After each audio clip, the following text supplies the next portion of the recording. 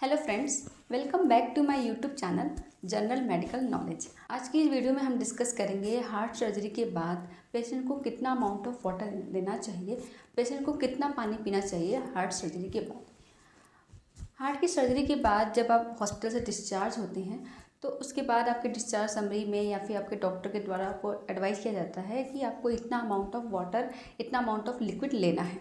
Open heart surgery के बाद या फिर साइड से कट लगे जो सर्जरी होती है, इन सर्जरी के बाद पेशेंट को 1500 ml तक ही फ्लूइड लेने के लिए कहते हैं कि आप 1500 ml तक ही पानी और फ्लूइड ले सकते हैं। और इस फ्लूइड में 1500 ml के जो फ्लूइड है उसमें आपका दूध, चाय, जूस, छाछ, ये सारी चीज़ें इसमें आती हैं। सारे लिक्विड कंटेंट 1500 ml तक की होनी चाहिए। अगर बहुत ज़्यादा गर्मी है और बहुत ज़्यादा स्वेटिंग हो रही है तो ऐसे टाइम पे आप थोड़ा 1500 से 2000 ml के बीच तक आप ले सकते हैं, लेकिन इतने के बीच में होना चाहिए, इससे ज़्यादा नहीं होना चाहिए। अगर इससे ज़्यादा आप फ्लूइड लेते हैं तो बॉडी में फ्लूइड ज़्यादा बढ़ जाएगा। ऐसे में कुछ सिम्टम दिख सकते हैं। जैसे कि आप अगर लेटे हैं तो आपको सांस फूलेगा, बैठे हैं तो ठीक लगेगा, या सांस लेने में दिक्कत होती है, सांस भर आती है। इस तरह के सिम्टम दिखाई देते हैं अगर पेशेंट में फ्लूइड ज़्यादा हो गया है, पानी की ज़्यादा मात्रा हो गई है तो।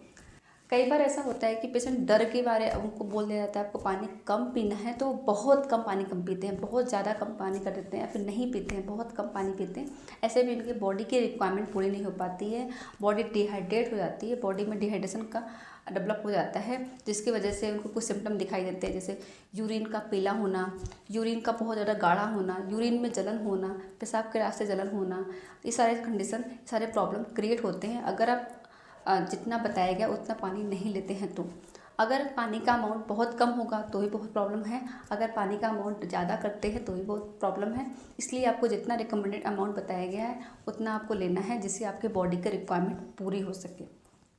हार्ट की पेशेंट को डायबिटीज़ चलती है, हार्ट के पेशेंट को कुछ डायबिटिक्स भी चलती है, तो डायबिटिक्स के लेने के 4 से 5 घंटे तक यूरिन बहुत ज़्यादा होता है।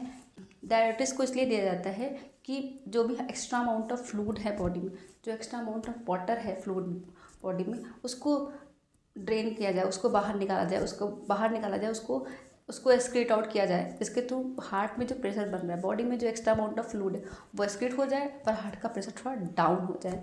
इसलिए डायबिटिक्स दिया जाता है। और डायबिटिक्स को जब भी आप लेते हैं तो मॉर्निंग या फिर डे टाइम में लें, नाइट टाइम में नहीं लेना चाहिए। आशा करती हूँ कि आपको ये वीडियो अच्छा लगा होगा और आपके लिए इन्फॉर्मेटिव होगा। ऐसी और जानकारी के लिए मेरे चैनल को सब्सक्राइब करिए। Okay, thank you.